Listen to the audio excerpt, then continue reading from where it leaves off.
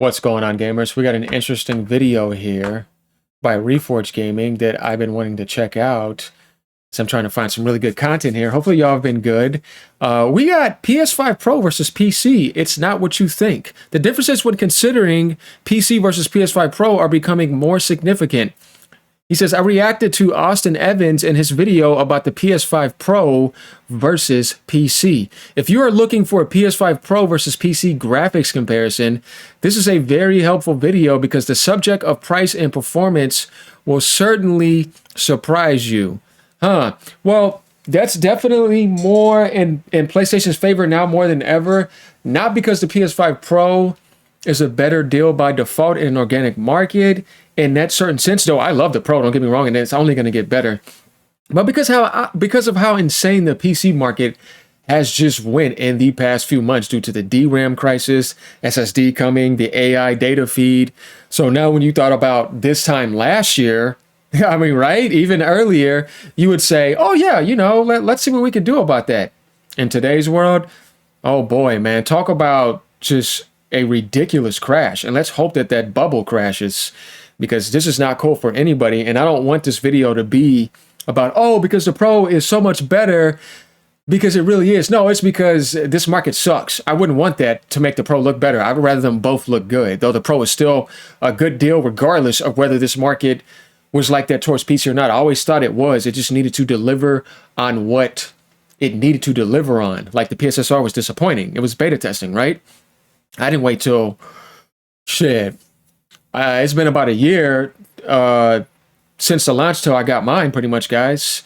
Because I was like, no, I'm waiting. And I tell you, ever since I've gotten it, I'm loving it. It's definitely worth the money. What, a 2 terabyte too? Definitely when you think about the prices of that, it's like, yeah, this is all insane. So let's see what this is about. Let me know what you guys think. Let's get into this.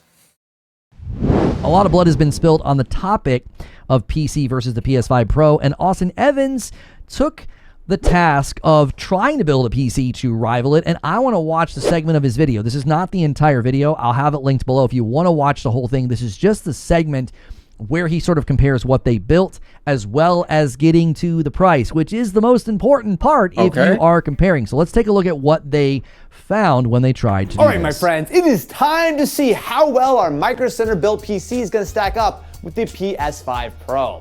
So to make this somewhat fair, we're actually going to be playing a couple of PlayStation exclusive games, or at least previously PlayStation exclusive games, starting with Horizon Forbidden West. So the first thing I got to do is figure out what kind of settings, because I love that he's doing this, by the way, because this is what I kept saying back when this debate was brewing. I said, boot up Horizon Forbidden West. Show me how it runs on your alleged $700 rig, or now $750 rig. Let's see it. Let's see you do it. So I love that he's starting with Horizon Forbidden West. I think this is one of the better showcases of what the Pro can do.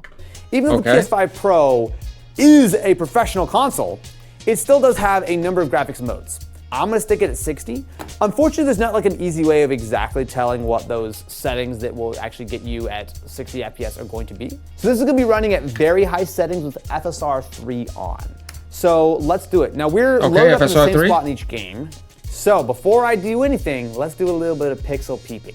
So again, real quick, I think FSR 3 is definitely a very nice thing to do, because that definitely tells you what PC can do. Because when you think about what consoles were doing before this, I mean, they weren't even using FSR 3 at all. No, even Last of Us was using like FSR 1 or whatever. But things are so optimized for the PlayStation as an exclusive that it obviously shows off. And Sony devs like Naughty Dog or Gorilla, they know what they're doing. They know how to optimize for that console on the Linux OS. Let's also remember, this is Linux too.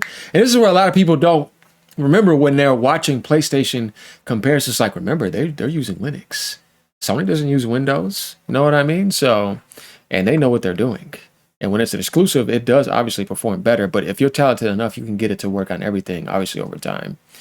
They just weren't used to NVIDIA because it's AMD. Not Digital Foundry, so I'm not going to be able to give you the exact perfect comparison between the actual systems. I'll say at first glance, they actually do seem like fairly matched on very high. Oh, you know what? This monitor's kicking HDR on right now. Okay, well, ignoring that, I will say, as I start walking around in motion, I actually think that the PS5 Pro looks better. professional console. He's making a joke. Digital Foundry makes the same joke. A lot of the times, Ollie and the boys over there at Digital Foundry will refer to the PS5 Professional, the PS5 Pro. It's just being silly. Again, you're going to want to keep watching for the price point because, like, that's going to be the real kicker here. He's like, oh, it's close. It looks, the PS5 Pro looks better, PC, this and that. Yeah.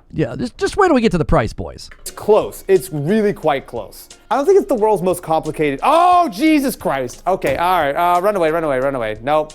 I'll say that at least in Horizon, it's pretty close. I think that the PS5 Pro might have a slight edge, but that's also with me just running on the very high settings. I'm a little nervous.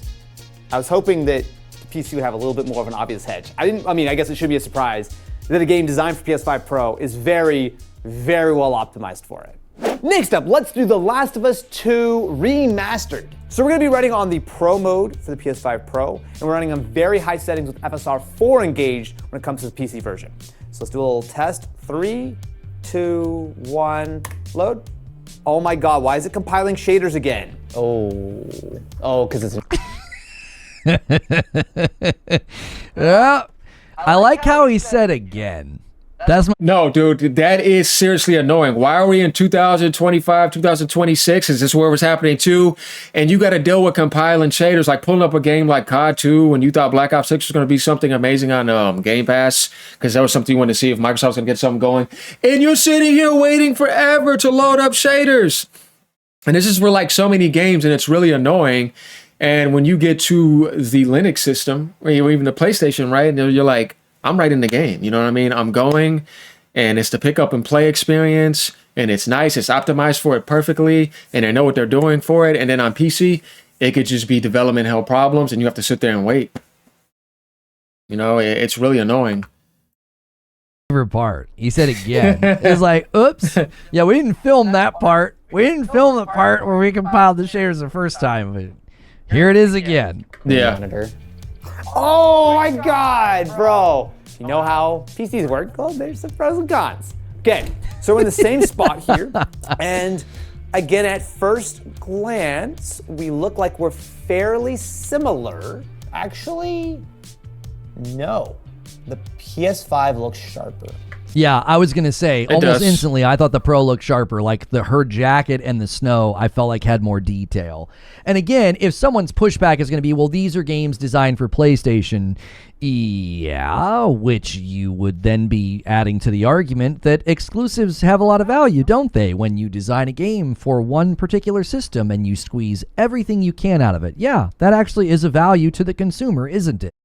If it's a price equality, though, Reforged, because if a PC gamer comes in with like a 5070 right now in DLSS or the new AMD, I mean, they're going to be able to crank it up and do things that consoles are not going to be able to do. It gets to the point to where it's like, you can't do that because it's already optimized.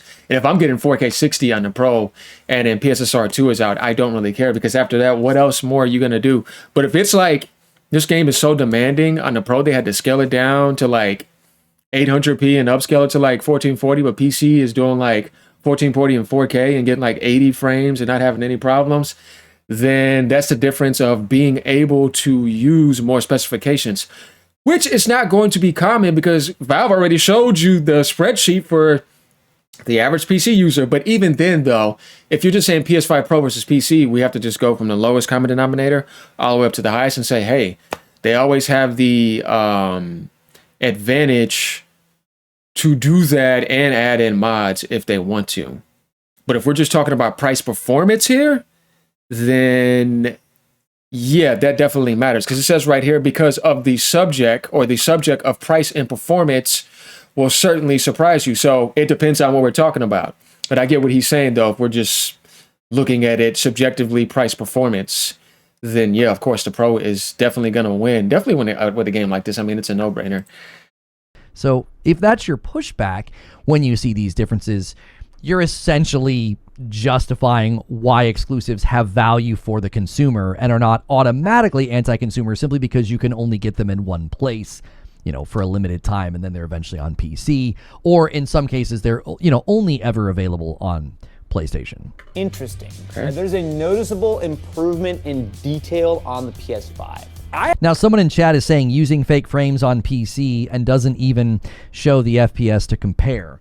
Right. Not getting into how much frame gen is being leaned on, what's the benchmark for frame rate. That's why I always said I wanted to see a clean side-by-side. Give me the FPS graphs. Let me see, can you match the graphics pound for pound? And then what's it doing on frame rate? Because if you're heavily leaning on frame gen and you're getting a lot of those basically like fake frames in order to do it, we're not getting that in The Last of Us and Horizon. They're not doing fake frames. They're not doing what like Black Myth Wukong did, where like every other frame wasn't real and it led to like input latency and dropped inputs. Like that's another comparison that I agree is a little bit lacking here. Because well, yeah, that is going to be a problem because of the way NVIDIA set it up and AMD has to follow them. It's hard to get raw rasterization performance comparisons compared to back then.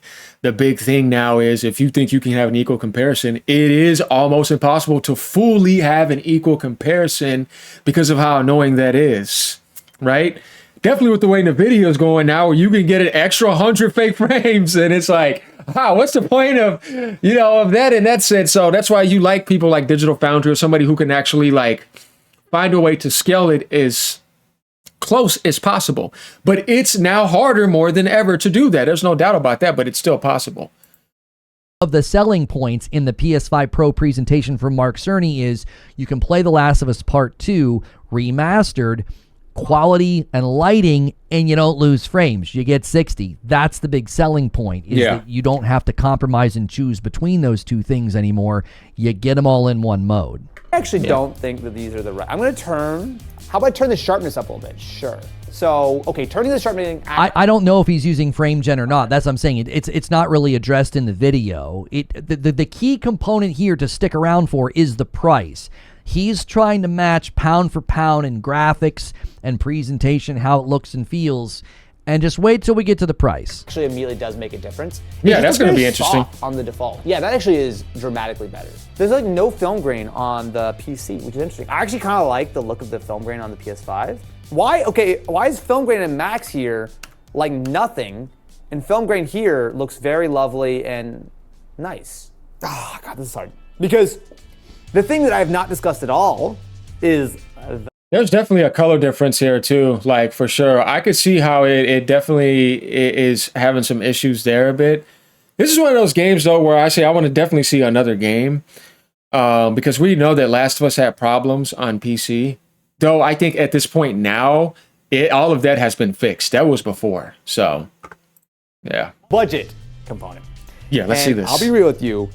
Get ready, y'all. Okay, get ready. Because remember, people kept saying, oh, I can buy used and I can build a PC for $700 or $800 and then I don't have to pay for online. That's great. The two games he just showed, you don't have to pay for online to play them. The online requirement is an absolute red herring. It does not apply here. You do not need the always online subscription or whatever. You don't need that for most games. You don't need that for any of the free-to-play live service games, which are the vast majority of the online games that people play. And you don't need it for any of the big tentpole titles because they're single-player games. So that goes right out the window. So remember, I want you to remember all those claims that you could build a rig to go toe-to-toe or to blow the PS5 Pro out of the water for the same amount of money. Let's look at how much this rig costs for him to basically match. He's essentially matching the two. He's getting to them where they're almost indistinguishable. Okay. It is incredibly difficult to imagine trying to build a PC like this at the kind of price point of the PS5 Pro. As much as I think $750 is a lot of money. Yeah, this is a lot of money, right? This is a lot of money, Let's all see. right? What's it going to cost to do in PC land, though? PS5 Pro, this costs a lot more than that. How much more? This build, the way I did it, which to be fair was not going for budget, is somewhere in the like $1,500 Oh range. my God. So double. Wait, what? So double. God. So are you getting double the performance? Are you getting double the quality, double the I value? wanna see more Now that's games. subjective to the consumer. You know, that's a great price. I'll admit that right now. That's a great price for a machine to get games. Yeah, I mean, I can understand. Look, guys, I can understand like $900. You know what I mean? Maybe a little bit because it's like, hey, man, this market is expensive. I may have to go to the 1K range.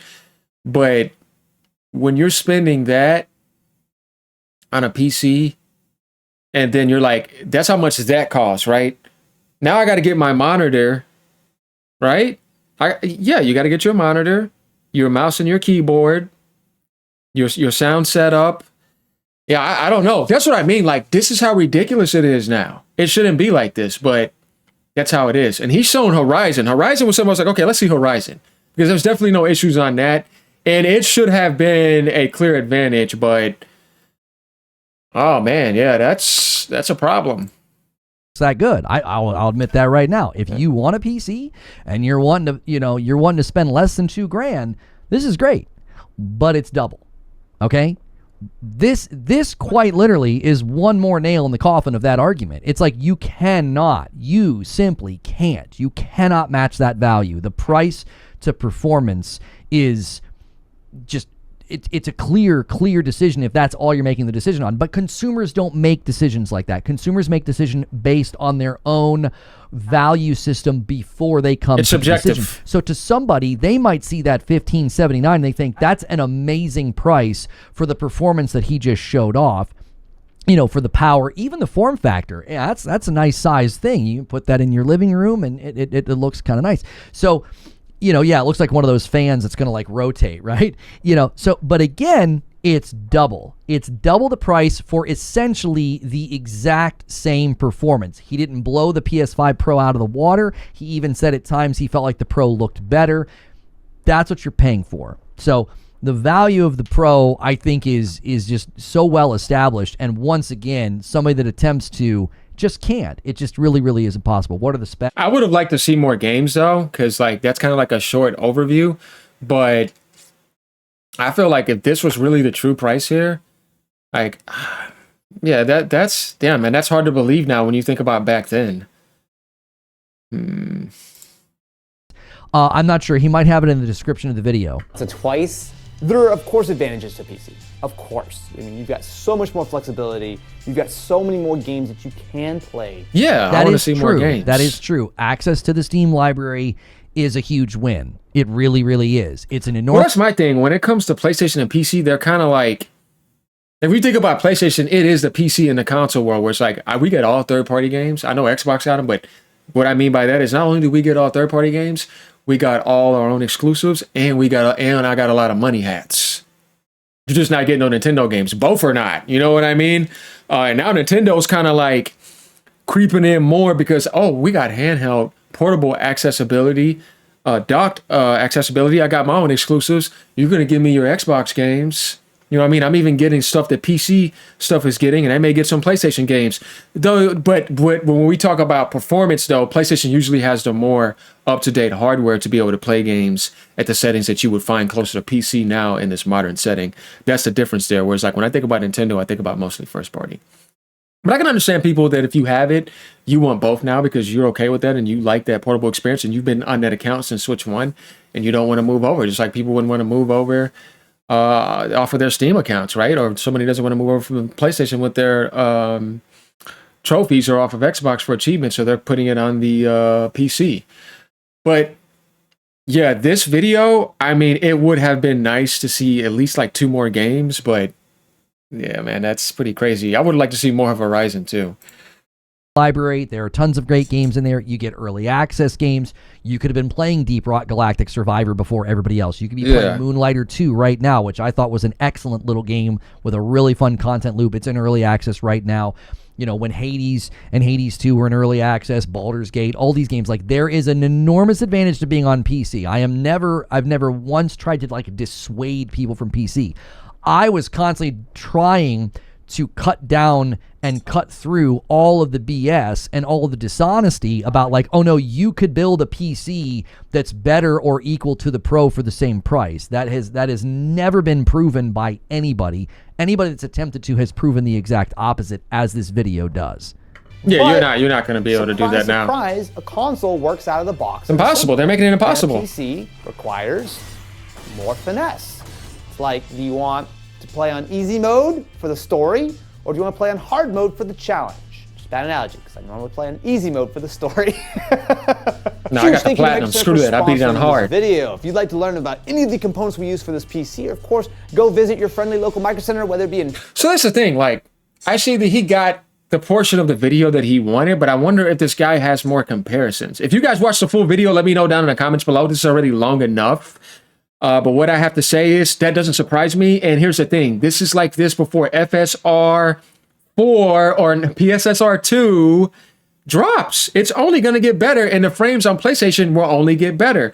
So I think the value proposition is obviously going to go up. But I would, like I said, I would have liked to see more games. So, all right, y'all. Peace out. Once again, hit that like. You know what's going down. Later, y'all. Interesting video here. I swear I was thinking like maybe $900, maybe $1,000 at most. Man, that's crazy. Later, y'all.